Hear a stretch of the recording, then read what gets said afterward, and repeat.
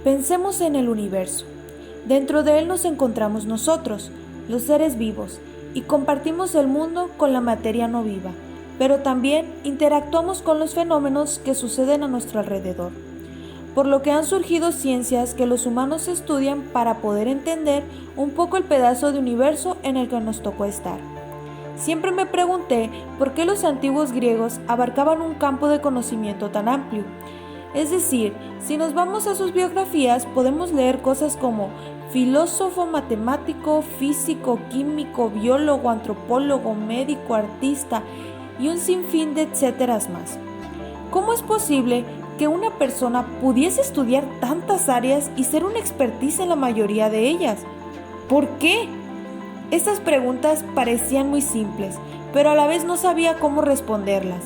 Pero conforme mi curiosidad por el mundo aumentaba, lo fui entendiendo. Incluso la universidad es algo así.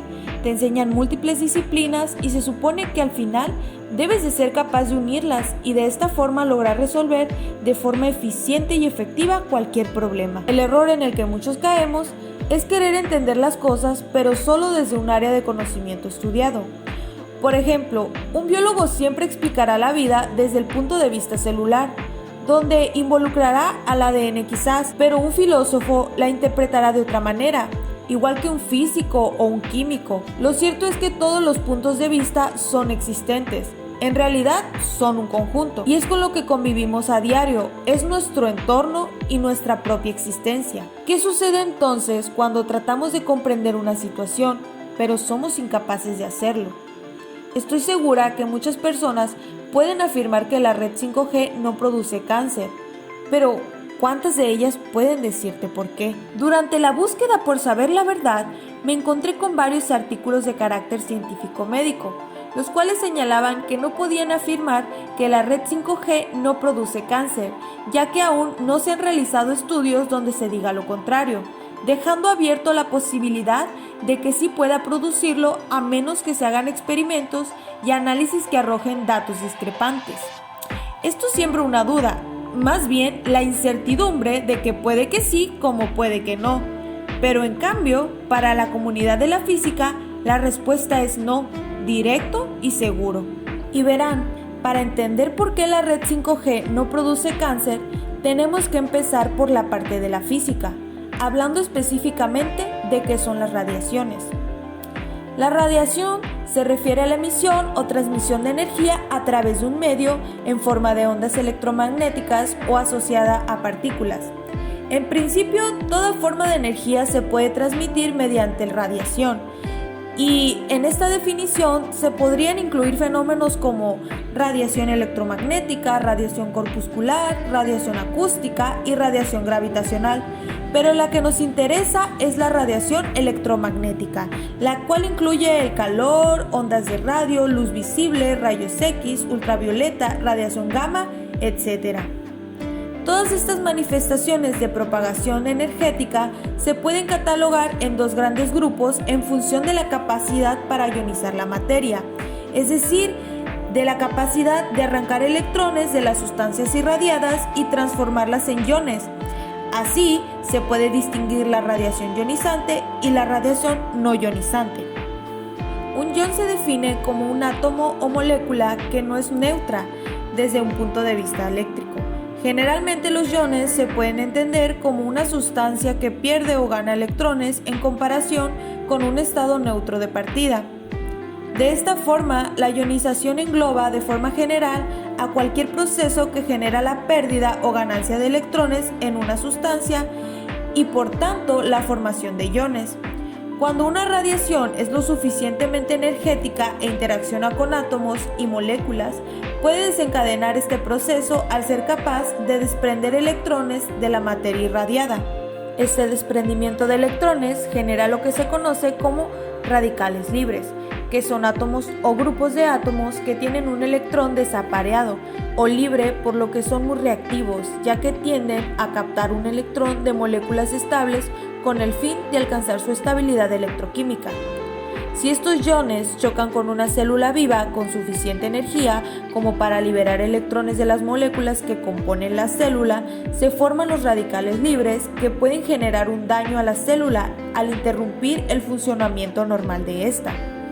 A partir de esto ya podremos comenzar a entender cómo se produciría un cáncer por efectos de la radiación ionizante. Y para esto usaremos de ejemplo a nuestra estrella más brillante, el Sol. El Sol se encuentra en el inicio de la parte ionizante de las radiaciones. A este le confiere la de carácter ultravioleta, por lo que sí, la radiación que emite el Sol puede producirnos cáncer. Pero la cosa no es tan sencilla, así que hablaremos de lo que tiene que suceder para que esto sea posible. Primeramente, el daño más severo a la célula resulta cuando se daña el ADN. La radiación daña el ADN dentro de las células de dos formas principales. Número 1. El agua en el cuerpo tiende a absorber una gran porción de radiación y se ioniza. Cuando el agua es ionizada, rápidamente forma lo que serían los radicales libres. Estos desestabilizan a la molécula, quitándoles un electrón a uno de los elementos de los que está formada. Tal elemento buscará estabilizarse, por lo que le quitará un electrón a otro, y de esta forma producirá una reacción en cadena generando una serie de daños que pueden llegar a ser irreparables. Y número 2, la radiación también puede chocar directamente contra el ADN de la molécula, ionizándolo y dañándolo. A estas dos formas de daño se les puede conocer también como acción directa, cuando la radiación choca directamente con el ADN, y acción indirecta cuando daña a las moléculas de agua y esto genera una cadena de daños. La acción directa tiene un daño letal. Esto significa que hay muerte celular y por consecuente se tiene un efecto determinista. La acción indirecta tiene un daño subletal, lo que quiere decir que la célula aún puede intentar repararse. Pero si esto falla, pueden suceder tres cosas: que la célula se muera, que se repare y continúe, o que se produzca un daño y por consecuente lo comience a reproducir en sus células hijas. Este efecto es estocástico, que es aquel que depende de la cantidad de veces que se esté expuesto y la dosis de radiación que se absorba. Generalmente, si el daño solo sucede en uno de los filamentos del ADN, la célula es capaz de repararse, pero si este daño sucede en ambos filamentos, se conduce a lisis. Y si el daño sucede dentro de la estructura química, el daño no puede ser reparado y por consecuente comienza la replicación de células mutadas. Las células que se reproducen rápidamente, como las contenidas en la piel, ojos y órganos productores de sangre, BFO por sus siglas en inglés, Blood Forming Organs, son las más susceptibles al daño porque no pueden repararse fácilmente cuando se replican. Para estos órganos, las dosis de radiación aceptables se dan generalmente por separado. Ahora podemos entender por qué cuando tenemos una frecuente exposición al sol hay probabilidades de padecer un cáncer de piel. Por suerte, la mayoría de los rayos que el sol irradia son atrapados en la atmósfera por los gases.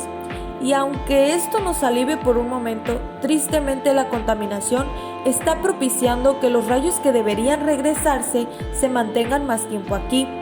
Pero ese ya es tema para otro video. Retomando la pregunta que nos hicimos al inicio, ¿puede entonces la red 5G producirnos cáncer? La respuesta es no. La red 5G es un tipo de energía que utiliza ondas RF o de radiofrecuencia, las cuales se encuentran dentro de la radiación no ionizante, lo que quiere decir que constituye a los campos electromagnéticos que no pueden romper los enlaces moleculares. Muchas fuentes artificiales de campos electromagnéticos que nos rodean a diario, incluso las señales de radio, la radiación de los microondas, la luz visible, las líneas de alta tensión, son no ionizantes. En otras palabras, la cantidad de energía que transportan no rompen los enlaces químicos. Y en este mundo, todos los seres vivos estamos expuestos diariamente a esta radiación no ionizante, ya sea natural o aquella producida por el hombre, y también a la ionizante, que tristemente es la que produce daños a nuestro sistema. Pero a pesar de todo, continuamos existiendo, inclusive aún de que la radiación no es a lo único a lo que nos enfrentamos a diario, y tampoco es la única forma de contraer cáncer. Somos seres muy complejos y por lo tanto, complejas también serán las respuestas a todo lo que nos cuestionemos. El cáncer no es una enfermedad sencilla. Si te ha tocado estar en la situación, ya sea de forma directa o con alguien a quien aprecias, te aseguro que tu organismo y la ciencia están haciendo todo lo que se pueda para ayudarte. Piensa siempre en el sentido de la vida, que va de 5' a 3'.